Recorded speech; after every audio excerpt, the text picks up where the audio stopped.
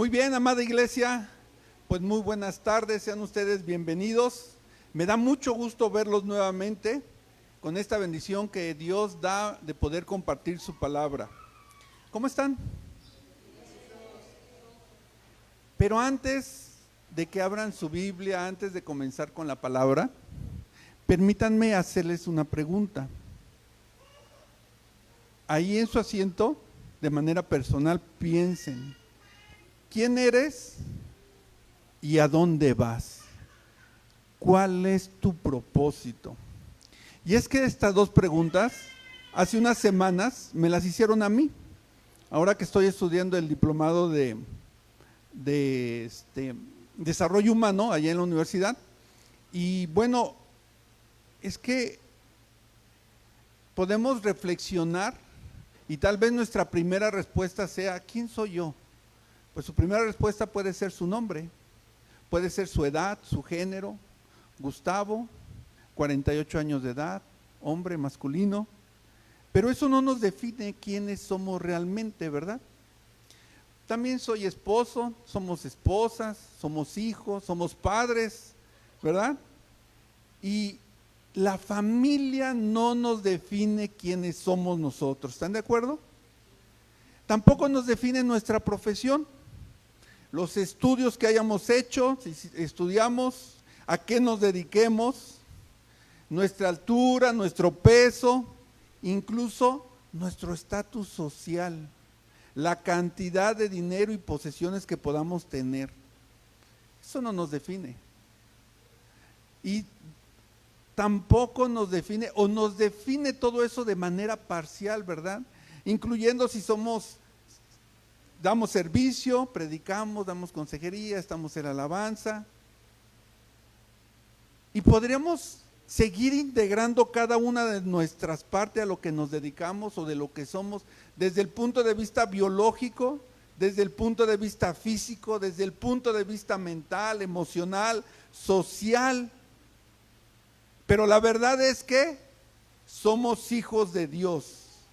Y eso es lo que nos define. Y eso es lo único que nos da propósito. ¿Saben por qué? Porque Dios nos entretejió desde el vientre de nuestra madre. Porque Él nos escogió antes de la fundación del universo. Él nos hizo y sabe cuál es nuestro verdadero propósito en este mundo. Porque ¿saben algo, hermanos? Si nosotros no sabemos quiénes somos y cuál es nuestro propósito, vamos a comenzar a sentir un vacío en nuestro corazón. ¿Cuántos de ustedes han sentido esa parte en su corazón? De pronto un vacío, como que nos falta algo. Porque cuando tenemos un corazón vacío, lo llenamos con cualquier cosa. Lo llenamos con trabajo, con compras, con redes sociales, lo llenamos con el mundial, lo llenamos con chismes, con el alcohol, con más horas en el celular, con más horas en Netflix, con más horas en TikTok. Pero nada de eso nos llena, nada de eso nos satisface. Es como tratar de llenar un cantarito que se encuentra roto y le metemos agua y se sale, y le metemos agua y se sale. Así que terminamos más cansados que cuando empezamos. Y es una realidad, hermanos, que muchos creyentes que aman a Cristo, pero que se encuentran gobernados por sus propias emociones. Otros tantos aman a Cristo, pero siguen siendo gobernados por sus heridas que tuvieron en el pasado. Otros tantos aman a Cristo, pero viven esclavizados por el temor, la amargura, la ansiedad que tanto se tiene en estos tiempos. Y en la práctica se vive como si Dios no estuviera, como si Él fuera solamente una aplicación de nuestro celular y por ahí lo tenemos nada más en el fondo de algún programa, ¿verdad? Pero no lo usamos. Y es que esto tiene un costo muy grande, hermanos. Es que nos olvidamos de lo esencial. Nos olvidamos de lo que ya recibimos en Cristo. Pero escuchen, para todo hay una solución. Hasta para la muerte, ¿verdad? En Cristo Jesús. Hay una solución, pero no es una solución humana. No es una autoayuda, una librería que podamos encontrar por internet, un método de 5 pasos para ver cómo encuentro mi felicidad y mi propósito. La solución es la palabra de Dios hecha viva en Cristo Jesús. Y para eso estamos el día de hoy aquí reunidos como un solo cuerpo en Cristo. Para abrir la Escritura, abrir nuestros corazones, escucharla y llevarla por práctica en nuestra vida diaria. Así que mis hermanos, abran la Biblia y vamos a escuchar una oración que hizo el apóstol Pablo. Vamos a abrir la carta a los Efesios. Fíjese que esta oración Pablo la hizo hace 1900 años, pero que al día de hoy sigue resonando como si se hubiera escrito esta mañana. Porque es una oración que no pide cosas materiales, no pide salud, no pide dinero, no pide éxito. Pide que Cristo habite en nuestros corazones, que Cristo gobierne. Vámonos al capítulo 3 y vamos a dar lectura a los versículos 14 y 19.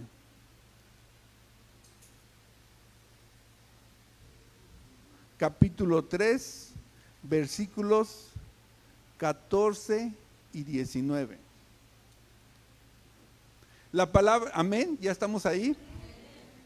La palabra de Dios nos dice: por esta causa doblo mis rodillas ante el Padre de nuestro Señor Jesucristo, de quien toma nombre toda familia en los cielos y en la tierra, para que os dé, conforme a las riquezas de su gloria, al ser fortalecidos con poder en el hombre interior por su Espíritu, para que habite Cristo por la fe en vuestros corazones, a fin de que arraigados y cimentados en amor, seáis plenamente capaces de comprender con todos los santos cuál sea la anchura, la longitud, la profundidad y la altura, y de conocer el amor de Cristo que excede a todo conocimiento, para que seáis llenos de toda la plenitud de Dios. Amén. Amén. Te invito, amada iglesia, que cierres tus ojos, inclines tu rostro y vamos a orar, a ponernos en manos de nuestro Señor para que sea Él quien pueda dirigirnos en esta tarde. Bendito Padre, Señor, te damos gracias y en el nombre de tu Hijo amado venimos ante ti, ante tu presencia, Señor, pidiéndote que derrames tu Espíritu Santo, bendito Dios, en cada uno de los que estamos presentes. Señor, ayúdanos, bendito Dios. Venimos a pedir tu ayuda, alimentarnos de tu palabra, que podamos abrir nuestros corazones, Padre mío, y tomar esta palabra tuya, que transforma cada una de nuestras vidas, Padre mío, Señor. Bendice a cada una de las familias que aquí se encuentran presentes de esta manera, Señor, tomando de tu palabra, que seas tú y tu Espíritu Santo hablando a través de mi boca y no de mis pensamientos. Todo esto te lo pedimos en el nombre de tu Hijo amado, nuestro Señor Jesucristo. Amén. Así, mis hermanos, que hoy vamos a explorar, miren, por medio de 2 puntos, esta oración realizada por el apóstol Pablo a los Efesios. Y en el primer punto, fíjense muy bien, que vamos a reflexionar sobre el hombre exterior que se desgasta y el hombre interior que debe ser fortalecido en el Espíritu. ¿Para qué? Para que Cristo habite como dueño en nuestro corazón. Y en el segundo punto vamos a abordar cuando Cristo ya gobierna nuestro corazón, tu identidad ya no depende de tus heridas o tus deseos, sino del amor infinito de Dios. Así que el título de la prédica del día de hoy es que viva Cristo en nuestros corazones. Repita conmigo, que viva Cristo en nuestros corazones. Así que vamos al punto número 1, fortalecidos para habitar. Y vamos a comenzar haciendo un breve recorrido para conocer un poco sobre el contexto de esta oración que realizó Pablo a la iglesia de Éfeso. Y es que fue por allá del año 50 después de Cristo, en su segundo viaje que realizaba el apóstol Pablo, después de haber fundado las iglesias de Filipos, Tesalónica, Atenas y la iglesia de Corinto, va de regreso ya Pablo y tuvo en esta ciudad portuaria de Ciudad Éfeso una parada. Éfeso no era cualquier ciudad, era una ciudad de las más grandes de esa época y era un epicentro de adoración de la mayoría de los dioses griegos y romanos. ¿Y saben algo? Que ahí se encontraba el templo de Artemisa. Así de importante era, porque el templo de Artemisa fue una de las 7 maravillas del mundo antiguo. Y Pablo predicó de una manera muy breve en aquella sinagoga. Pero no se quedó, se regresó. 3 años después, en su tercer viaje, regresó. Y ya no fue de paso, se quedó a vivir por 3 años predicando, enseñando, formando discípulos y fundó oficialmente la iglesia de Éfeso, con personas que anteriormente adoraban a los dioses que eran de madera y de piedra. Después, en los años 60, es que Pablo les escribe una carta, la carta a los Efesios, que actualmente es la que podemos leer en nuestras Biblias. Pablo la redactó cuando él se encontraba en su primer encarcelamiento, allá en Roma. Se encontraba encadenado junto a un soldado, sin tener la libertad de poder moverse. Y podemos darnos cuenta con esto, hermanos, que les está escribiendo a personas que ya creen en Cristo. Les escribe a una iglesia que tiene más de 6 años de ser fundada. 6 años caminando con el Señor, 6 años predicando, 6 años con bautizos, 6 años realizando la cena del Señor, pero también 6 años de persecuciones y de crecimiento. Y ante todo esto, la iglesia estaba olvidando algo esencial. Estaba olvidando lo que ya había recibido en Cristo. Ahora, amada iglesia, ¿qué es lo que ya recibimos en Cristo? ¿Qué es aquello que ya recibimos en Cristo? Es que fuimos escogidos en Cristo, como decíamos, antes de la fundación del mundo. Y es que en Cristo somos adoptados como hijos de Dios. En la sangre de Cristo tenemos la redención, tenemos el perdón de nuestros pecados, según las riquezas de su gracia, así dice su palabra. Y es que además estamos sellados por el Espíritu Santo. Pero al igual que en aquel entonces, lo sabemos, lo tenemos en la cabeza. Pero les pregunto, ¿qué tal lo estamos aplicando en nuestra vida diaria? ¿Qué tal lo estamos aplicando en cada uno de nuestros actos cuando nos relacionamos con nuestro esposo, con nuestra esposa, con nuestros hijos, con aquel vecino que me debe? En cada uno de nuestros actos, ¿cómo está? Cada vez que juzgamos, ¿está habitando en nuestro corazón realmente? He visto, hermanos, como algunos hermanos que saben que fueron escogidos, pero al día de hoy viven como si fueran huérfanos. Ellos saben que fueron sellados, pero viven sintiéndose solos y extraviados. Y la palabra de Dios nos dice en Efesios, ahí atrasito en el capítulo 2, los versículos 4 y 5. Vámonos de regreso capítulo 2, versículos 4 y 5.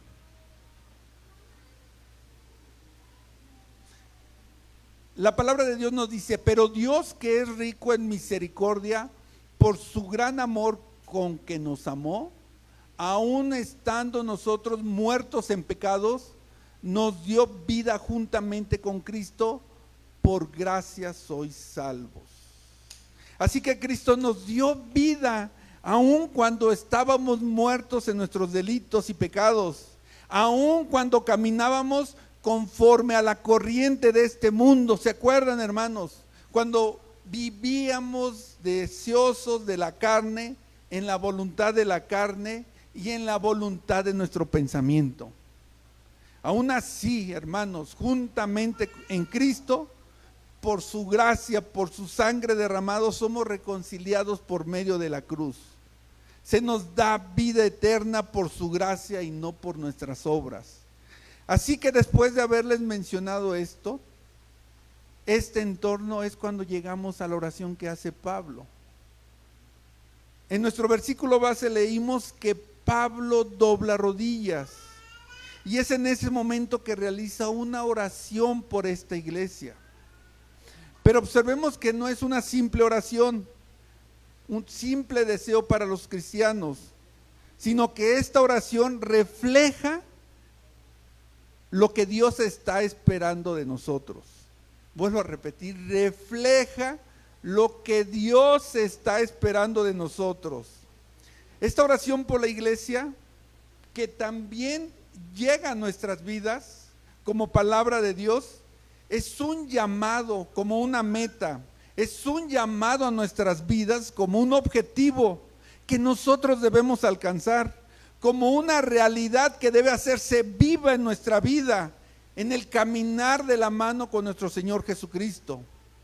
Y de ahí comienza nuestro primer punto: de rodillas ante el Padre, hermanos, de rodillas ante el Padre. Dice los versículos 14 al 16: por esta causa doblo mis rodillas ante el Padre nuestro Señor Jesucristo, de quien toma nombre toda familia en los cielos y en la tierra, para que os dé, conforme a las riquezas de su gloria, el ser fortalecidos con poder en el nombre interior por su Espíritu. Qué maravillosa palabra. Pablo nos dice que por esta causa. Pero ¿cuál causa, hermanos? Su causa, lo que hemos dicho, su gracia, su propósito. Fuimos adoptados como hijos. Por su gracia somos salvos. Pablo dobla rodillas ante el Padre, de quien toma nombre toda familia. Y esto, hermanos, significa que tu identidad no viene de tu pasado. Tu identidad no viene de tus fracasos, de tus traumas o tus logros. Tu identidad viene del Padre. Y si eres de Cristo, tienes un Padre que no te ha abandonado. Imagínense, hermanos, una persona que haya sido abandonada por papá a los 5 años de edad. Esta persona va creciendo con heridas, así que muchas de las decisiones que va tomando a lo largo de su vida va siendo gobernada por miedo al abandono. Él puede saber que Dios es Padre, pero puede ser que en la práctica pueda vivir como huérfano, porque en su corazón siga guardando el rencor o el temor al rechazo, y eso gobierna sus decisiones. Hermano, ¿quién habita en el trono de tu corazón? ¿El Padre que te escogió o el huérfano que aún no cree que es amado?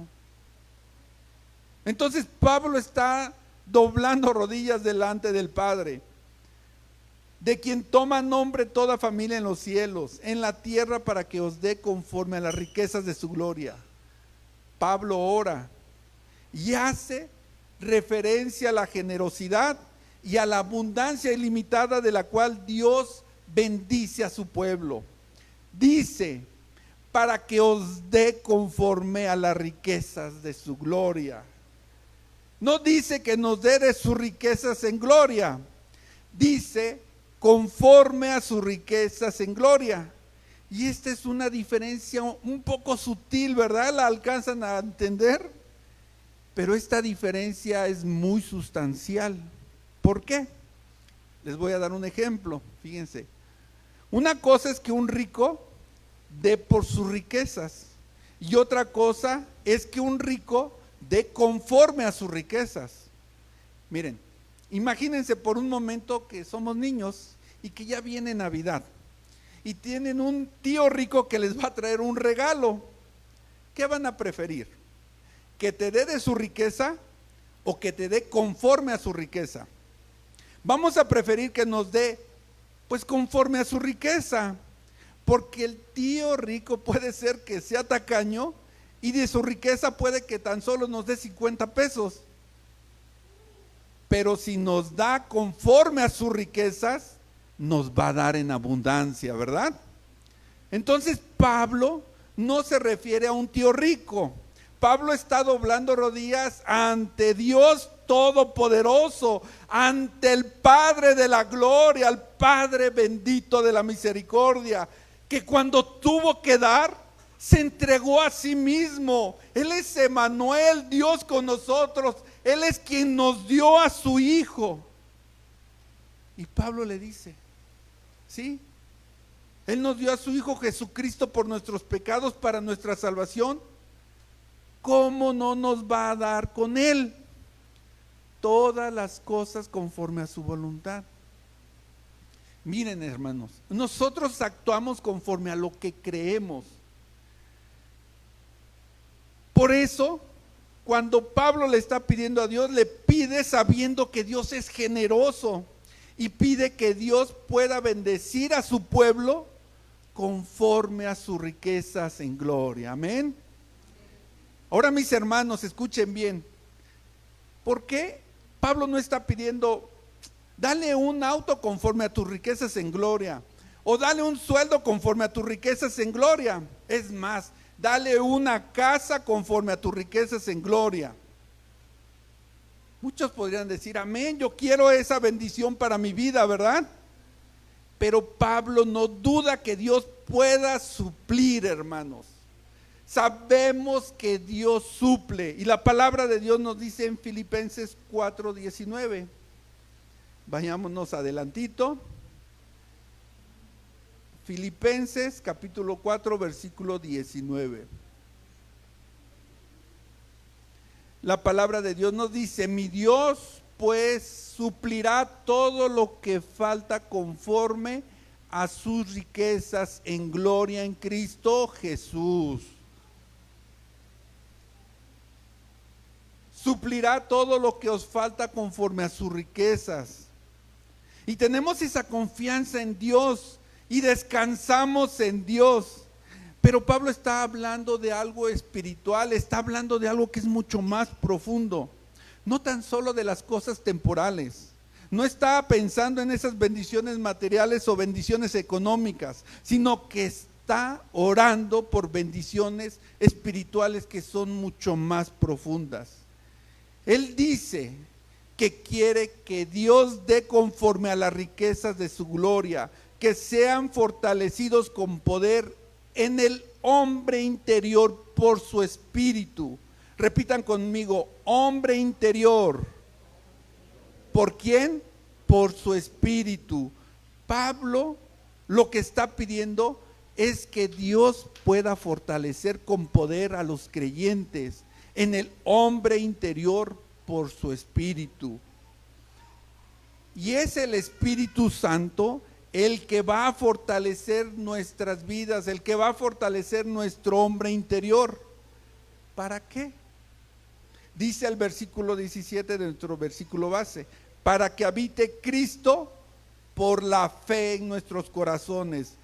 Para eso va a fortalecer a nuestro hombre interior, para que Cristo habite en nuestros corazones. Repita conmigo, corazones. Así que podemos ver que por un lado nos habla del hombre interior y por otro lado nos está hablando de corazones.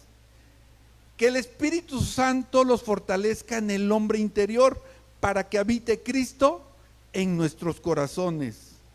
Hombre interior y corazones son dos sinónimos que está usando Pablo para referirse a un mismo lugar, a nuestro ser interior. Y Pablo usa esta fase, el ser interior, el hombre interior, en varias ocasiones en sus cartas. Y quizás la más conocida es la que aparece en la segunda carta a los Corintios, en el capítulo 4, versículo 16. Vámonos a la segunda carta a los Corintios, capítulo 4, versículo 16.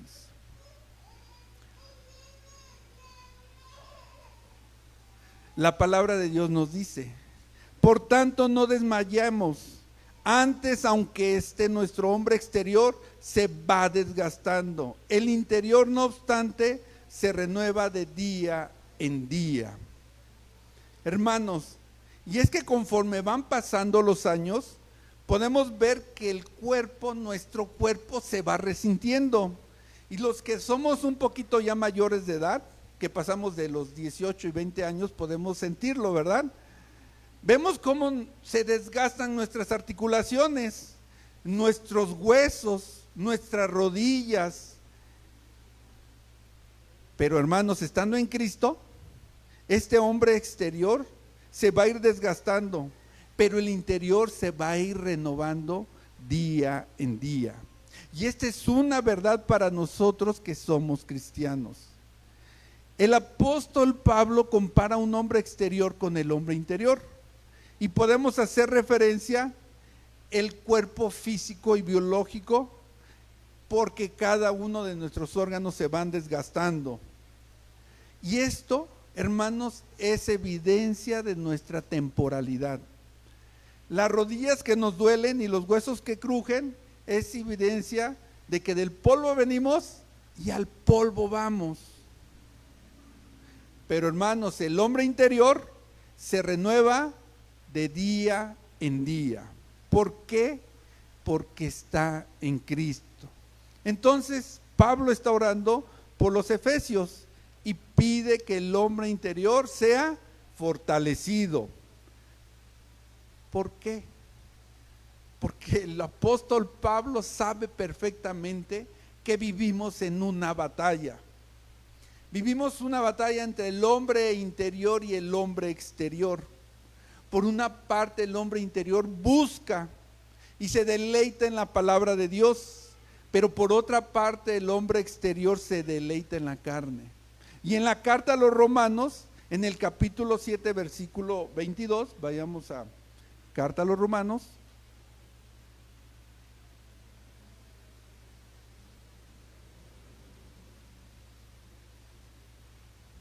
Capítulo 7, versículo 22. 6, 7, aquí está. La palabra de Dios dice: porque según el hombre interior me deleito en la ley de Dios, ¿verdad? Pero fíjense, adelantito dice en el 7:24, vámonos al 7:24 y dice: miserable de mí, ¿quién me liberará de este cuerpo de muerte? Y la verdad es que en ocasiones, hermano, lo que no queremos hacer es lo que terminamos haciendo. Descubrimos que nuestro ser interior busca de Dios, pero la carne se inclina contrario a lo que el espíritu rechaza. El hombre interior es nuestro ser espiritual, es donde el Espíritu Santo está trabajando, es de donde Dios quiere habitar, es el sinónimo de nuestro corazón. Y de esta manera llegamos a nuestro punto número 2, que es que viva Cristo en nuestros corazones. Bueno, en la primera parte del versículo 17 nos dice: para que habite Cristo por la fe en nuestros corazones. Repita conmigo: corazones. Mis hermanos lumizalares, tenemos que dejar de leer la Biblia con los lentes de esta época, con los lentes de este nuevo siglo que estamos viviendo. Porque actualmente en nuestra cultura el corazón es solo emoción, y es que el mundo nos invita a seguir nuestro corazón. Y esto es un verdadero peligro, porque en el libro de Jeremías 17:9 les digo, nos da una advertencia, no lo busquen, lo leo. Engañoso es el corazón más que todas las cosas. En la Biblia el corazón es el lugar donde se le dan forma a todos los pensamientos. Repito, se le dan forma a todos los pensamientos. Y es que todas nuestras acciones tienen su raíz en nuestro corazón. Todo lo que nosotros sentimos, todas nuestras motivaciones, todos nuestros deseos, ¿en dónde se dan forma? En el corazón. Y Mateo 9:4, vámonos a Mateo capítulo 9, versículo 4.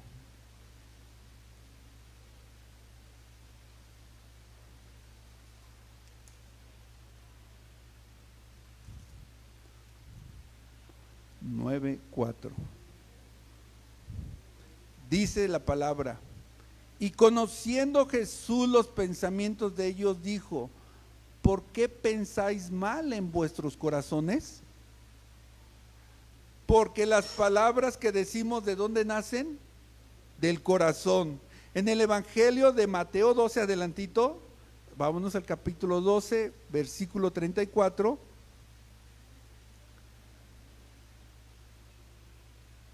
Nos dice algo tremendo.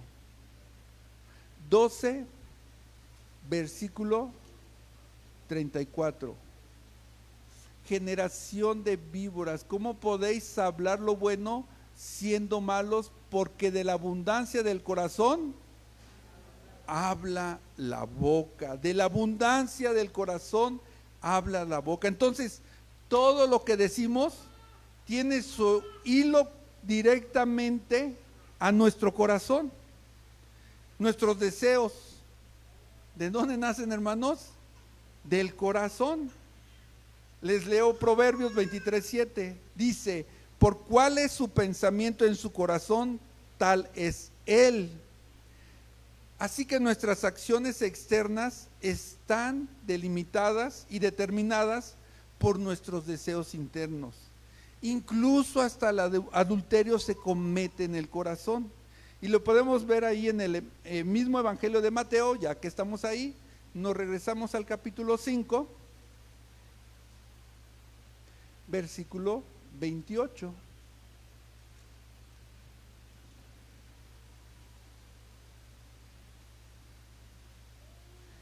¿Qué nos dice? Pero yo os digo, nos dice Jesús, que cualquiera que mira a una mujer para codiciarla, ya adulteró con ella en su corazón.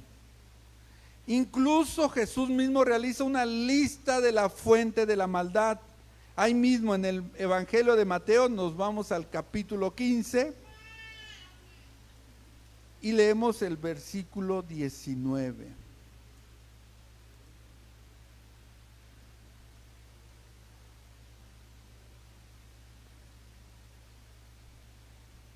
Jesús nos dice: porque del corazón salen los malos pensamientos, los homicidios, los adulterios, las fornicaciones, los hurtos, los falsos testimonios, las blasfemias. ¿De dónde salen? Del corazón. Hermanos, todo sale del corazón. Y el problema está entonces, y donde tenemos que tener cuidado es en nuestro corazón. Y es que es una realidad que muchos cristianos se olvidan de Dios, no porque sean malos, no porque no crean, sino porque su corazón está lleno de tantas cosas que sin darse cuenta dejan a Dios en segundo plano, ¿verdad? Y creen que pueden seguir adelante de Él sin Él. Y sin ser conscientes, piensan desde su corazón: yo puedo solo, yo me basto, yo tengo mis planes, yo soy bien ducho en eso. Pero con el tiempo van descubriendo que sin Dios el corazón se siente vacío. Sí, mis hermanos, viven con un corazón vacío. Aunque lo tengan todo, aunque tengan el mejor celular, aunque tengan el mejor automóvil, aunque vivan en la casa más cara de la colonia, aunque tengan la mejor de las vacaciones, aunque tengan el mayor de los éxitos profesionales, aunque tengan un montón de dinero, el corazón sigue vacío, hermanos. A veces en nuestro corazón anidamos heridas, anidamos raíces de amargura y llegamos a pensar, mi corazón es malo porque otros me hicieron daño.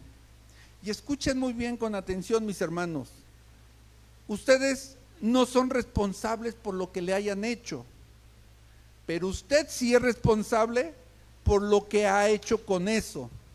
La maldad del corazón no es solo lo que otros sembraron en usted, es su propia respuesta al pecado, su propia amargura, su propia falta de perdón, porque el abuso que usted llegó a sentir fue pecado de otros, pero la raíz de amargura que usted ha cultivado, esa es suya, mi hermano, y de eso es lo que el Espíritu Santo quiere liberarlo, porque un corazón, hermanos, que se ha engrosado, que ha desarrollado un callo espiritual, hermanos, una persona con un corazón endurecido, ya no siente cuando peca, ya no llora por su maldad, ya no se arrepiente.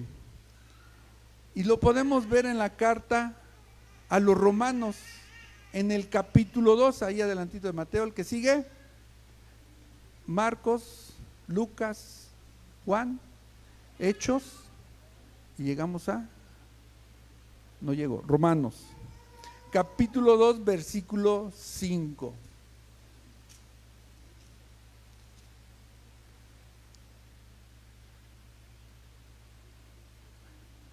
La palabra de Dios nos dice, pero por tu dureza y por tu corazón no arrepentido, atesoras para ti mismo ira, para el día de la ira y de la revelación del justo juicio de Dios.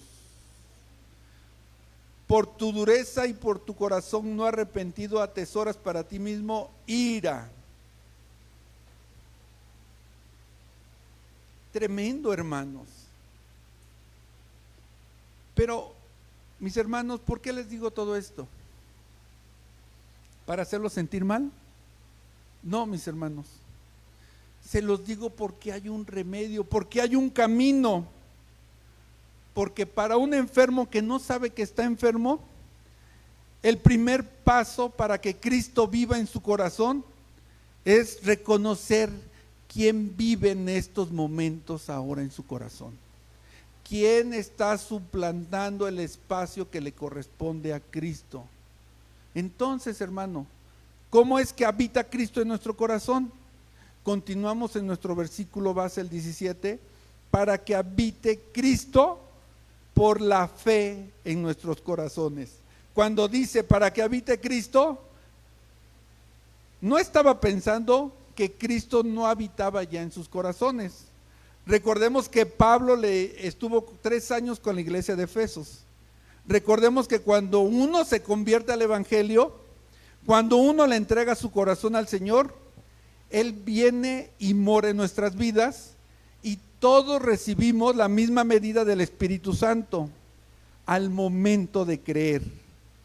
Así que Él ya está morando en nuestros corazones, amén. Él mora en nuestros corazones, amén.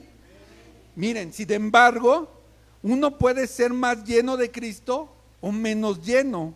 Uno puede tener más de la presencia del Espíritu. Por eso es que Pablo dice, sed llenos del Espíritu. Y esto nos dice más adelante en la misma carta a los Éfesos, en el capítulo 5, versículo 18. No lo lean, se los voy a leer yo.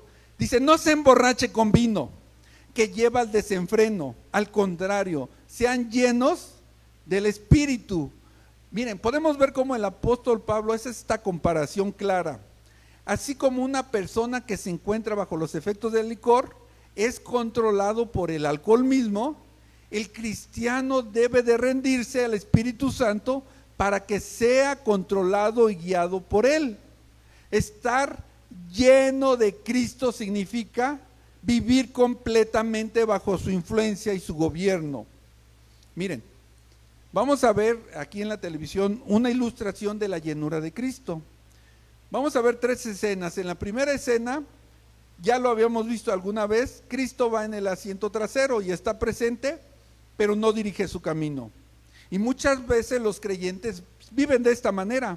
Han recibido a Cristo, pero continúan tomando sus propias decisiones en las áreas de las finanzas, la familia y el tiempo, sin tomar en cuenta a Cristo. Jesús los acompaña, pero no gobierna su vida. Por lo tanto, hermanos, no existe llenura del Espíritu Santo. En la segunda escena, Cristo ocupa el asiento del copiloto.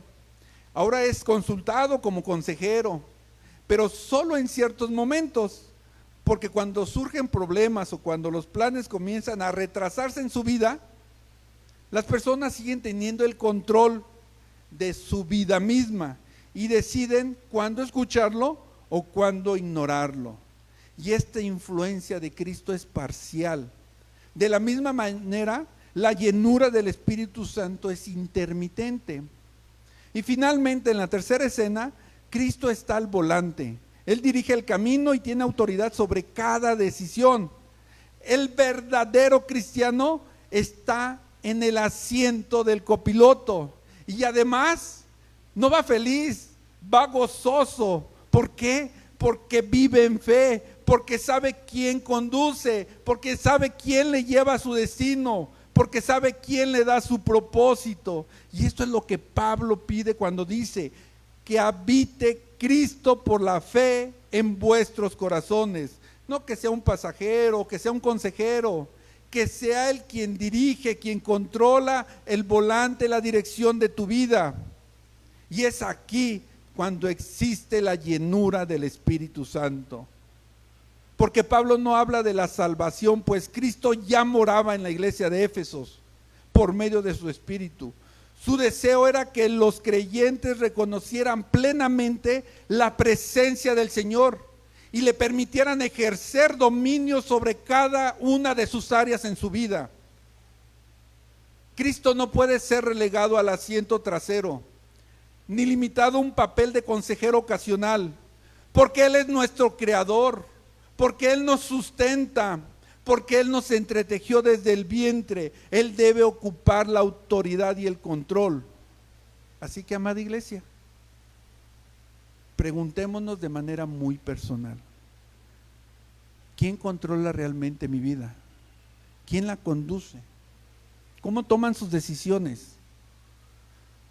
¿En base a sus pensamientos, a sus experiencias de vida, a los impulsos de su corazón, a sus emociones de ese momento?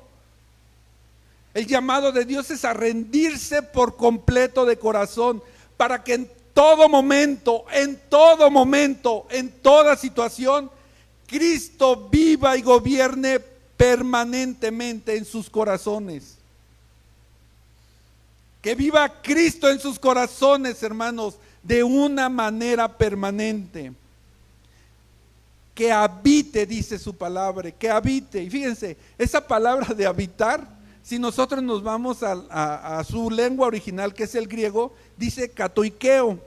Y katoikeo indica una residencia fija, permanente. Y hay otra palabra de habitar que también aparece en la Biblia, que se llama paroikeo, que es residir, también habitar, pero de una manera temporal. Imagínense, ahora vamos a ver este ejemplo. Les dan un departamento o llegan a un departamento y les dan las llaves. Entran, comienzan a acomodarse, sacan las vajillas, ponen sus muebles y ponen su ropa, se empiezan a pagar los servicios y dicen: esta es mi casa, pero no es suya. ¿Por qué? Porque la estás alquilando. Y al alquilarla tenemos restricciones, porque si queremos hacer una modificación o remodelación, ¿qué tenemos que hacer? Pedir permiso, ¿verdad? Porque no tenemos los derechos del dueño. No podemos tirar paredes, pintarlas. El poder hacer aseo es paroikeo. Eso que está viviendo esa persona se llama paroikeo. Habitar de paso, habitar con limitaciones. Pablo no está usando esa palabra. Pablo utiliza Catuiqueo. ¿Cómo? Catuiqueo. Refiriéndose al dueño, al que entra y recorre la casa de arriba hacia abajo, el que no necesita autorización para entrar a ninguna habitación. ¿Me están siguiendo, hermanos? Como cuando tu hijo invita a alguien de sus amigos a tu casa. Va a haber lugares donde su amigo no va a poder entrar, ¿verdad? No va a poder abrir o revisar. Así no puede ser Cristo en tu corazón. Cuando Pablo dice que habite Cristo, está diciendo que habite como dueño, como Señor, que tenga acceso a cada área de tu casa, que Él pueda hacer los ajustes necesarios. Ya estamos terminando, mis hermanos. Así que, hermanos, ya escuchamos la palabra que nos ha confrontado. Ya hemos visto que en ocasiones quién es quien gobierna nuestro corazón. Y vemos quién debería gobernarlo en todo momento. Pero ahora no es tiempo de confrontación, ahora es tiempo de gracia, hermanos. Ahora es tiempo de amor, es tiempo de contactarnos con el Padre. De la misma manera que el apóstol Pablo lo hizo. ¿Cómo lo hizo, mis hermanos? De rodillas ante el Padre, ¿verdad? Por quien lo hizo por su iglesia, los Efesios. Es momento de que nosotros en nuestra vida, hermanos, doblemos rodillas también ante el Padre, ante Dios. ¿Por qué? ¿Por una casa? ¿Por un empleo? No, por tu corazón, hermano. Para que Cristo habite en tu corazón. Y el Padre de quien toma nombre de toda familia, te mira ahora, hermano, no con enojo, no con decepción, no con un dedo acusador. Nos mira con ese amor tan grande que ha entregado a su Hijo mismo. Con ese amor con el cual nos adopta como hijos. Con ese amor con el cual Cristo derramó su sangre por ti y por mí. Cristo no quiere ser un pasajero en tu vida. No quiere ser un consejero ocasional. Él quiere ser quien controla y dirija tu vida misma. Él quiere que tú y que yo disfrutemos las bendiciones que vienen en su palabra. Que vivamos cosechando el fruto del Espíritu con amor, gozosos, hermanos, que podamos tener paciencia ante las dificultades de la vida, que podamos tener esa templanza cuando se nos atraviesa un auto, que podamos disfrutar de la sabiduría al educar a nuestros hijos, que podamos ser hijos de Dios realmente, que Él sea quien gobierne nuestra vida. Somos hijos del Padre, hermanos, somos templo de su Espíritu. Seamos conscientes de lo que Él ya nos dio, porque fuimos comprados con sangre. Y eso es lo que dice de ti, hermano. Y eso es lo que Él cree de ti y de mí. En Cristo Jesús. En su amor de Cristo. Porque ese amor de Cristo tiene una anchura para abrazar el fracaso más grande que tú hayas tenido, aquello más vergonzoso que tú quieras ocultar. Tiene una longitud para alcanzar tu pasado más lejano y restaurarte. Tiene la profundidad para sanar tu dolor más enterrado en tu ser. Y tiene la altura para levantar tu desánimo en el día más oscuro de tu vida.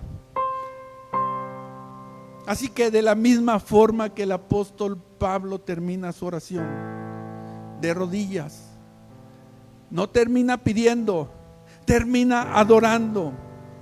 Porque al término de todo esto, mis hermanos, no es tu felicidad, no es tu sanidad, hermanos, no es tu realización, es la gloria de Dios, amados hermanos. Es tiempo de que lo glorifiquemos, es tiempo de que vivamos conscientes de quiénes somos y cuál es nuestro propósito en Cristo Jesús.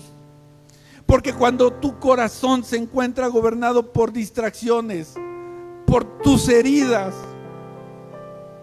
pero te niegas a ti mismo permitiendo que sea Cristo quien obre, quien gobierne, glorificamos a Dios. Cuando tu dolor se convierte en escenario para mostrar la suficiencia de Cristo en nosotros. Así que solo hay dos actores, hermanos. Solo hay dos. O es Cristo o eres tú. No hay una tercera opción. No hay un poquito de los dos. No hay un compartamos el control. O Él nos gobierna o tú gobiernas. Porque reflexionenlo profundamente, hermanos.